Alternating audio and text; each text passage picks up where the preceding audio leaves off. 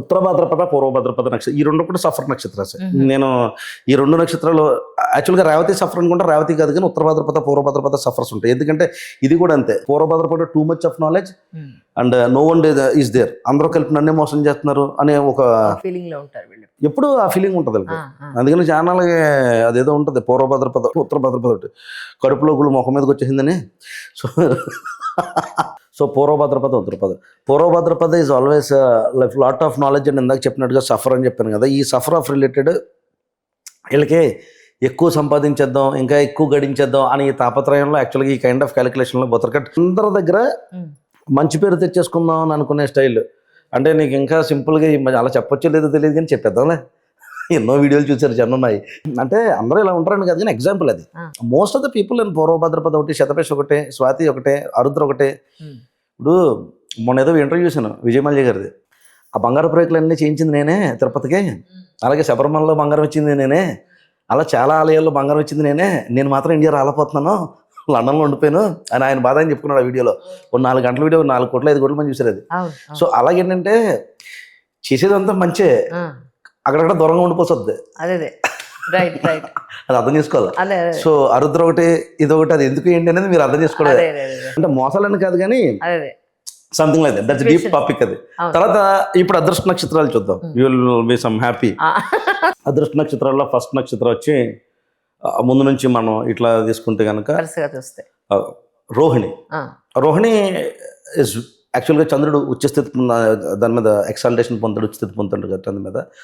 It's very good నక్షత్ర.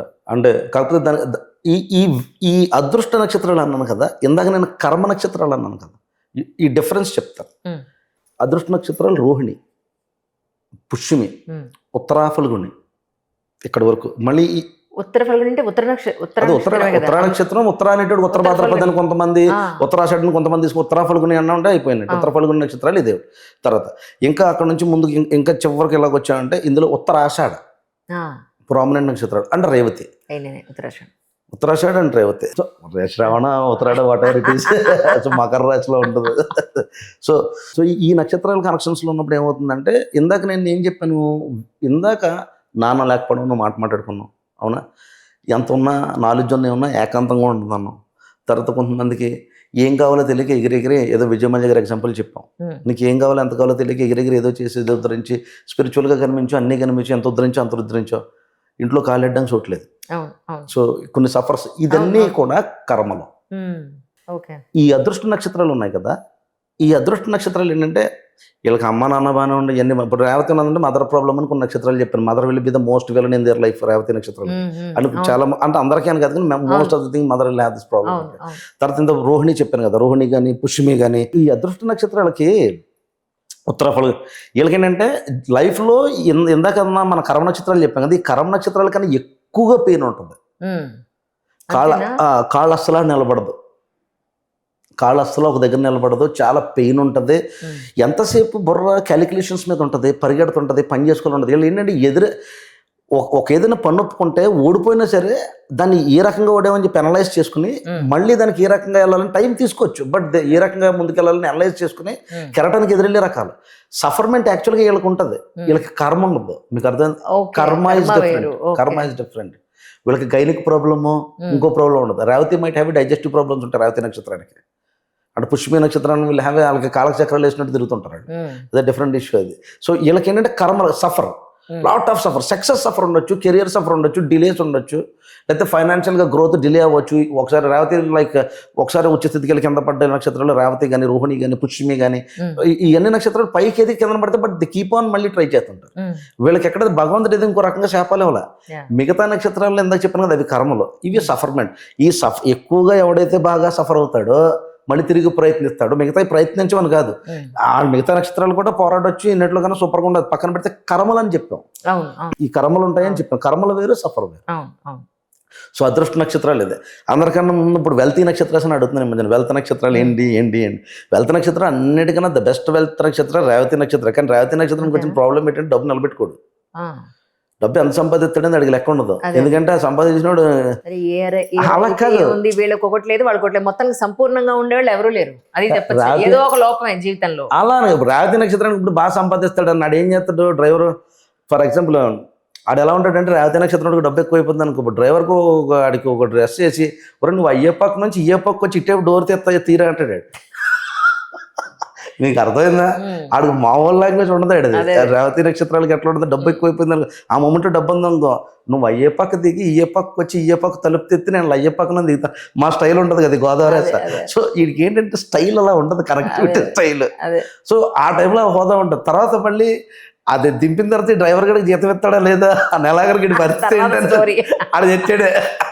ఆ driver గడికి ఎన్నాళ్ళు అడ్రస్ చేసి తిరుగుతాడు కూడా, ఇవన్నీ ఎవరికి తెలియదు. అది కొన్నాళ్ళు అంతే ఆ స్టైల్. పుష్మి నక్షత్రం కూడా అంతే, అది ఇంట్లో ఉండదు కానీ ఊరంతా చక్క పెడుతుంటుంది, ఇంటికి ఎప్పుడు వస్తుందో తెలియదు కానీ ఎక్కడో దగ్గర సక్సెస్ అవుతుంది లేదు, సక్సెస్ఫుల్ నక్షత్రం ఉంటుంది.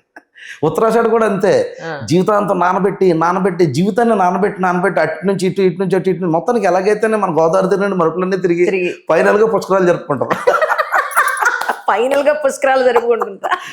హిట్ అయితే వస్తుంది, హిట్ చిరస్థాయి హిట్లు వస్తాయి. మామూలు స్ట్రగుల్ కాదు, స్ట్రగులే ఉత్తరాషాఢ సఫ్. అందుకని అంటే వీళ్ళకి బాధలు వ్యక్తిగతంగా ఉండవు, వీళ్ళకి బాధలు ఎప్పుడు కెరియర్తో ఉంటుంది. మోసపోతా లెగుతారు, అయితే చాలాసార్లు మోసపోతుంది మళ్ళీ లెగుతుంటుంది. అలాగే ఉత్తరాషాఢ కూడా అంతే, ఉత్తరాషాఢ చాలాసార్లు మోసపోతుంది మళ్ళీ లెగుతుంది. మకర రాశి మ్యాక్సిమం అట్లా ఉంటుంది. తర్వాత నెక్స్ట్ ఇంకోటి ఏంటి, ఇందా చెప్పిన పుష్మి ఉంది కదా, పుష్మికి మోసం, అది మోసపోయినా సరే పర్వాలేదు, అది కూడా నిలబెట్టుకుంటుంది. దానికి ఇట్స్ ధన నక్షత్రం అసలు అది ఒకటి లాట్ ఆఫ్ డివైన్ పవర్ ఉంటుంది వాళ్ళకి పుష్మికి. Uttara Phalguni that one of the finest నక్షత్రం. అవునా? అయ్యో, అమ్మవారి నక్షత్రం అని చెప్తారు కదా యాక్చువల్లీ. ఉత్తర నక్షత్రం, ఉత్తరా నక్షత్రం నాకు తెలియదు, నేను మూలా నక్షత్రం తీసుకుంటాను. శ్రవణ నక్షత్రాలు, రేవతి నక్షత్రం. సో ఉత్తరా ఫల్గుని ఉత్తరా నక్షత్రానికి వచ్చినప్పుడు ఏముందంటే, ఉత్తర బేసికల్ గా దర్ సన్ నక్షత్రం అసలు ఒకటే, ఫస్ట్ నక్షత్రం. రవి నక్షత్రాల్లో ఫస్ట్ నక్షత్రం అండ్ ఫిఫ్త్ హౌస్ నక్షత్రం కదా యాక్చువల్గా. లేదక్క, సన్ నక్షత్రాలు అంటే అలా అని కాదు, సన్ నక్షత్రాలకి అలా తీసుకోకూడదు, కోపం కాదు, అంతేనా? కోపం అలా ఉండదు. వీళ్ళకి మెయిన్ ప్రాబ్లం ఏంటంటే హెల్త్ ఇష్యూస్ ఉంటాయి. చైల్డ్హుడ్లో నీకు వెన్నుపొక్క గట్టిపడే వరకు కొంచెం ఫాదర్ ప్రాబ్లం. ఏమన్నా చెప్పారు అసలు కరెక్ట్. అది వెన్నుపొక్క ప్రాబ్లం ఒకటి, ఫాదర్ ఇష్యూస్ ఉంటాయి. నేను ఎందుకని అన్నాను కదా, సఫర్. అదే చెప్పారు. ఉత్తర ఇప్పుడు నువ్వు రవి నక్షత్రాలు ఏది తీసుకున్నా అన్ని సంధి నక్షత్రాలే ఉంటాయి. ఉత్తర కన్యలోకి వస్తుంది, ఇందులోకి వస్తుంది. కన్య ఈజ్ న్యాచురల్ డిసీజెస్. ఉత్తరాషాఢ తీసుకున్నాం అనుకో, 9th హౌస్ ఏంటి, రిప్రజెంటేషన్ ఆఫ్ ఫాదర్. ఫాదర్కి ఖ్యాతి ఉంటుంది కానీ ఫాదర్కి ఇడికి కనెక్షన్ ఉండదు. లైక్ కృతిక తీసుకున్నాం అనుకో, కృతిక మళ్ళీ ఒకటి ఇటేపు ఏమో రోహిణికి మధ్యలో చేరుతుంది కదా వెళ్ళి. సో దానివల్ల ఏమవుతుంది, ఫ్యామిలీ అంతా బాగానే ఉంటుంది, ఫాదర్ వల్ల ఫైనాన్స్ అంతా పోద్ది. కృతికకి ఫాదర్ వల్ల, అది రవి నక్షత్ర, ఫాదర్ వల్ల ఫైనాన్స్ కొలాప్స్ అయిపోద్ది. ఆ ఫాదర్ మోసపోయాడా లేకపోతే ఏది చేసాడో పక్కన పెడదాం, బట్ ఫాదర్ వల్ల ఫైనాన్షియల్ ప్రెషర్ ఉంటుంది, ఫైనాన్షియల్ ట్రబుల్ ఉంటుంది. దీనికేంటి, ఇది ఫాదరు కరెక్ట్గా మేబీ ఉత్తర నక్షత్రానికి ఎట్లా ఉండదంటే, ఫాదర్ కరెక్ట్గా వయసుకు వచ్చేటప్పటికి father might be away from, అంటే ఫాదర్ లవ్ పొందడం. ఎందుకంటే 5th హౌస్ ఇస్ లవ్ కదా, లవ్ అండ్ ఎఫెక్షన్ కదా. నీకు లవ్, నువ్వు కోరుకున్న లవ్ అండ్ ఎఫెక్షన్ పట్టదు. అలాగని చెప్పేసి ఇటు సంస్కారం ఉంటుంది. ఫాదర్ ప్రత్యేకించి నేర్పక్కలేదు కానీ వీడు అర్థం చేసుకుంటాడు. వీడు బరువు, అందుకని అన్నాం కదా, బరువును మోస్తాడు, సఫర్ తీసుకుంటాడు. చిత్తలాగా అనురాధలాగా బయటకు వచ్చేసి అందరికీ పనిచేసి గాసిప్ రైటర్స్లో ఉండదు. నువ్వు తీసుకుంటాడు, హిల్ వెయిట్. అందుకని ఉత్తర కానీ కృతిక కానీ ఉత్తరాషాఢ కానీ ది వెయిట్. వాళ్ళు నీకు వాడి కన్నీళ్ళు వచ్చినా the weight and they immediately rage, స్లోగా నెగ్గుతుంది. అందుకని అన్నాం కదా, వీళ్ళకి టైం పడుతుంది బట్ డెఫినెట్గా నెగ్గుతారు. అందుకని ఇది అదృష్ట నక్షత్రాలు చెప్పడానికి, ఆ కృతిక అదృష్టం కాదు, కృతిక సఫర్మెంట్లే, అది వేరే విషయం. ఇప్పుడు ఈ అభిషేకం చేయించుకోవాలనుకునే వాళ్ళు ఎప్పటిలోగా వాళ్ళు? అలా లేదక్క, యాక్చువల్గా February 13th almost like 14th కూడా లాస్ట్ డేట్ తీసుకొచ్చి, మన 15వ తారీఖున శివరాత్రి కాబట్టి 14 ఆ టైం వరకు కూడా కన్సల్ట్ ఇది కావాలనుకున్న వాళ్ళు.